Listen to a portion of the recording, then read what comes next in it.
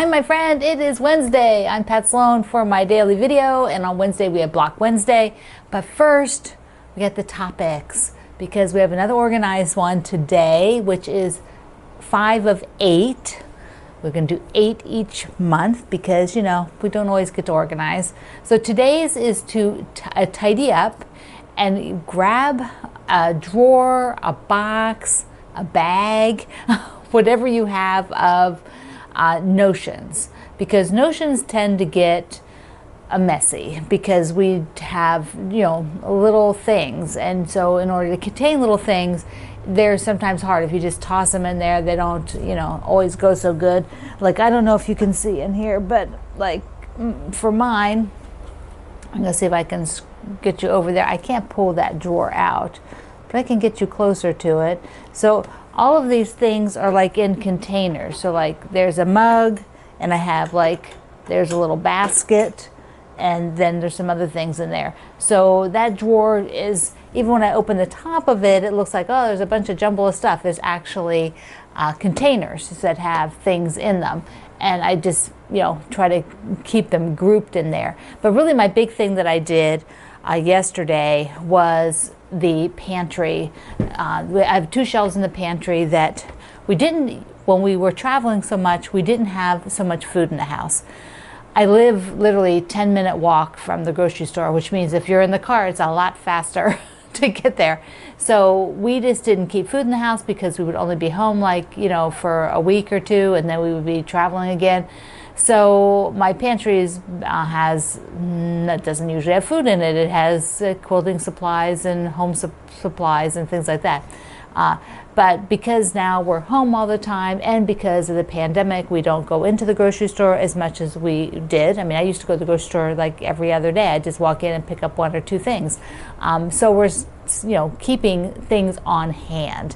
And so it got out of hand in there, pulled things out, reorganized it. So if your notions drawers, bags, totes, boxes are perfect, look around your house and pick something else.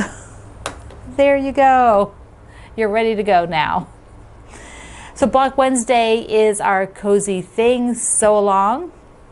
And today's block is all about candles. So here is the cozy thing to do is to have candles. So here is my block for today, which features nice big center for the star and a little asymmetrical, and then on the website, which the link is below, you'll see a bonus layout using this block, which I've rotated every so many. So when I'm reading all the hygge books on the Danish philosophy and the Danish lifestyle of being cozy and doing cozy things, there's an underlying theme of candles. And now if you're not a big fan of real candles, you can get those pre-lit. It's all about having that little twinkle. You could get twinkle lights that you plug in or that come on when it's, you know, dims. You could just mute your lighting in your room.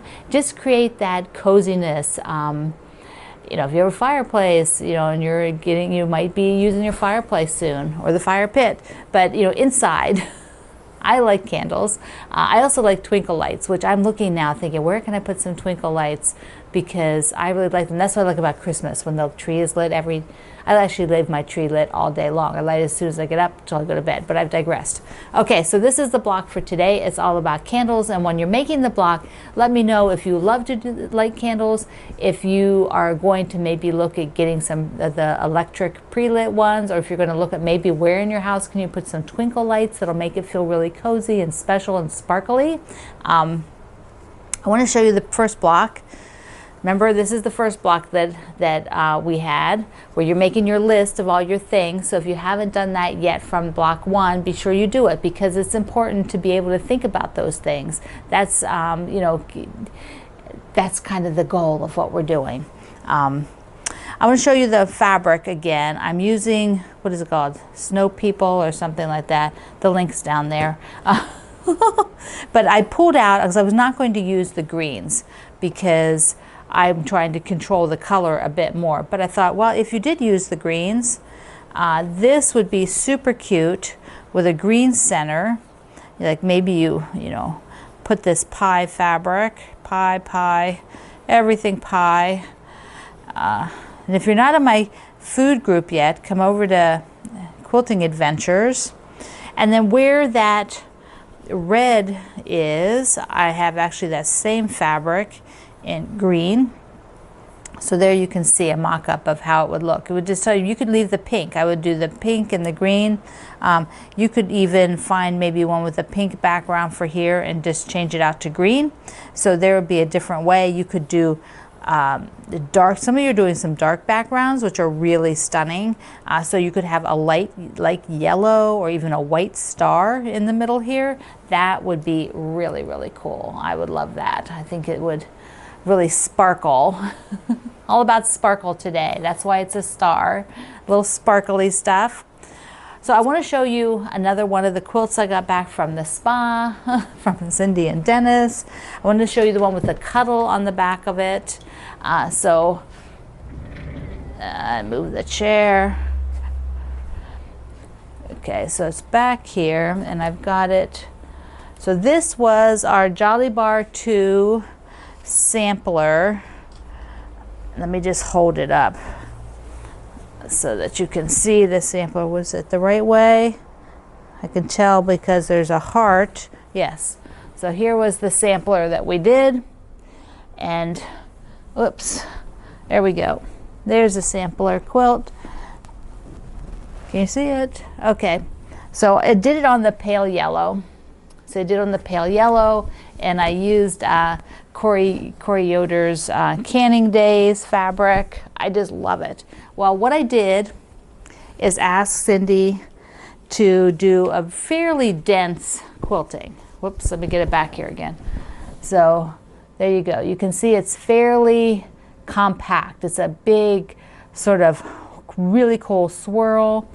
When we did it on the back, I say we like I had anything to do with it. Cindy was quilting it. Here is the back. It just looks like so luxurious. She sent me a quick photo of it while she was quilting it, and I was like, yes, this is just awesome. Now for this quilt, I did put batting, unlike my much loved very pale stars, which was just minky on one side and the quilt top. This one has a layer of batting in there. So I am going to bind it and then wash it a couple of times. It's much, much heavier than the other one, which will be great for cuddling at night. Put it on my bed. That's where it's gonna. That's where this is gonna be used. Because remember, it's like this. This material. This is so soft. You all must have one quilt. One quilt with it is so soft. Okay, so I am pretty excited about that one. The other one I had that came back with this round, because remember, all the ones from this year I want to get quilted, but I have the Barbie quilt still to show you from this round of things. But I'm so excited about that one. The the Jolly Bar 2 sampler sew-along, that was pretty fun. How many of you did that? It would be a really fun one to do again, because the quilt is nice. It's a good size. You could quilt that yourself if you wanted to, and it gets you a chance to try all the different, well, not all the blocks, but a set of the blocks in the sampler. So that's something I might think about running again sometime, because it's already all set up. We could just do it again, you know, because not everybody gets to do the sew-alongs the first time, or maybe you didn't even finish yours. Yeah, I know, it happens. So what about my pillow? Alrighty, da-da-da-da-da. Here we go. Here it is. Here is the pillow with the cross stitch. I am so freaking excited about this. I went and ran, put it on the sofa, and it looks so cute. It looks so cute on the sofa. Okay, so I want to tell you what I ended up doing, because I ended up not doing, you know, exactly what I said I would do. So because I decided to just make it simple and easy for myself. This is one that will be purely decorative, and because it's Halloween, you know, I'll leave it up this year through November. But normally, you know, well, probably will always leave it up through November. Okay, who am I kidding? So here we go. I showed you yesterday, this was one unit, and then this purple under here is a separate unit. So let me, they're like two little squares that are backed and turned right side out, so they're edged. But what I did is I ended up sewing and top stitching this down. So I first glued it to this piece, the stripe that's quilted. I glued it down and then I top stitched it. Now the little rickrack, see, it's all just peeking, just barely peeking out. What I did there is I ended up gluing that. I glued it to the back, which worked out fine. It's not that durable. This is not, I forgot, you could use hot glue if you have a hot glue gun, but I just glued it with the water-soluble glue. And it's staying. It's going to stay well enough. If it falls off one day, then I'll either hand sew it then or glue stick it. Or hot glue it. Then what I did is this piece, see here? Look, see, there it is. Wait, I don't have this tacked down. There, you can see it's glued. See, I just glued it. I could tack it along the base here, like run a stitch along there, but I'm not going to bother because it seems to be holding just fine. So then what I did is at these four corners, before I made the pillow, I tacked this to all the way through this purple layer, and I tacked it all the way through the purple layer and the orange layer. At this corner, at the four corners, so I did all four corners of the pillow, 1, 2, 3, 4, and then I tacked it at the top. Just because you get a lot of pull when it's sitting like this, it's going to have a bit of a pull. So I thought, well, if I just tack it one more time here. And that is plenty. Like the sides, see, the sides are not, they're not tacked at all. And this is great. So now I have the pillow with, I'm not doing zippers or anything. This is just, two rectangles, and I pressed under each side so that it's nice and even. It's not a raw edge. And it fits perfectly, and it looks so darn cute, and I just can't stand it. It's so cute.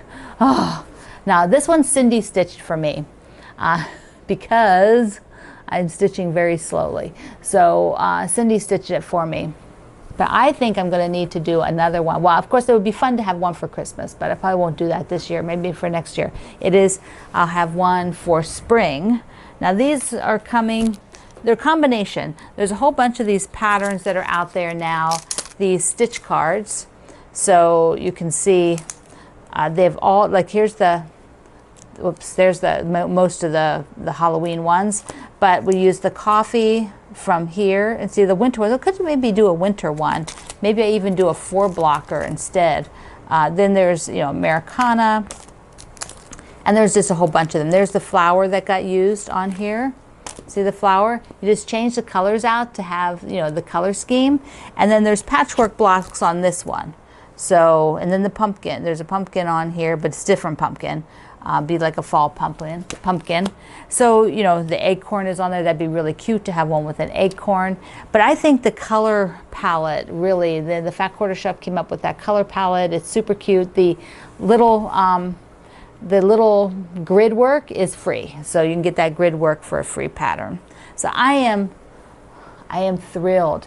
I made it a point to get that pillow done for this video. So now I just have the other 2 pillows, which, where is it? My, down on the bottom of my rolling assistant here. I don't know if you can see it there. Probably not. I can't move it. Oh, there, push it out. See the bottom? There's the other 2 pillows. Okay, so I did have a question I wanted to answer. And one other thing real quick. Whoops, somebody asked me, why didn't I just piece this? And it's like, well, you could, but because of the stripe, it was not going to be easy to get this pieced and have it look like there's no seam. That would have been a lot of work. This was, to me, much easier. The other thing is I want to tell you, for those who are reading one of the Hygge books, One of the things that I want you to think about is how your environment is. How, do you love what the look is that you are in, like your living room, your bedroom, your kitchen? Do you do things in there and have color schemes and have some things that like a little bit coordinated that you love, or is it really just like a mishmash and something you haven't thought about lately and maybe you don't really like it? One of the things you'll find in the book is that a lot of the authors promote a very neutral color scheme. They say, to be calming, you have to have it neutral, like tans and beiges and browns and everything. But I know that that's not what makes everybody happy.